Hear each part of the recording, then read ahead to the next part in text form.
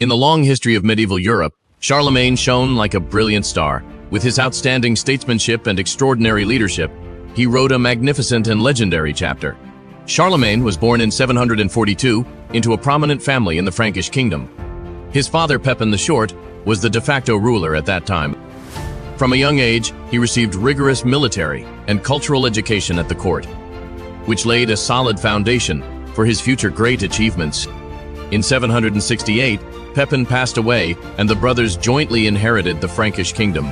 However, the trajectory of fate didn't allow the two brothers to work together for long.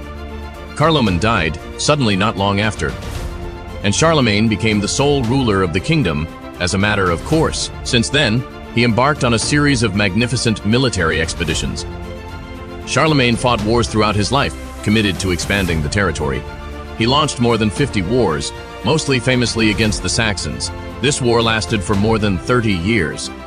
The Saxons resisted tenaciously, but Charlemagne finally conquered the region and forced the local people to convert to Christianity.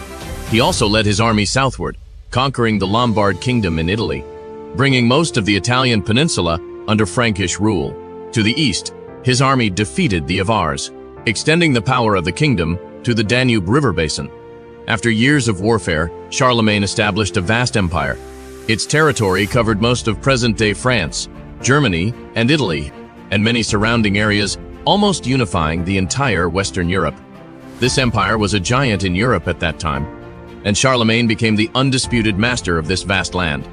Beyond his military achievements, his emphasis on culture and education was equally remarkable. In a backward era, he realized the importance of knowledge for the country's development. Therefore, he vigorously promoted a cultural renaissance within the empire, attracting scholars from all over the known world. He invited renowned scholars from England and Italy to give lectures at the court. He established schools teaching Latin, Greek, mathematics, and astronomy. Under his advocacy, a large number of classical documents were copied and preserved, enabling many ancient cultural classics to be passed down to later generations. This injected new vitality into the development of European medieval culture. It became known as the Carolingian Renaissance in history. On Christmas Day in 800, in St. Peter's Basilica in Rome, Pope Leo III held a grand coronation ceremony for Charlemagne. He placed a crown on his head, honoring him as Emperor of the Romans. This historic moment marked the pinnacle of his power. It also symbolized the birth of the Holy Roman Empire, having a profound impact on the political and religious landscape of Europe. However, even heroes grow old, and his health gradually declined. In 814, this great monarch passed away in Aachen. His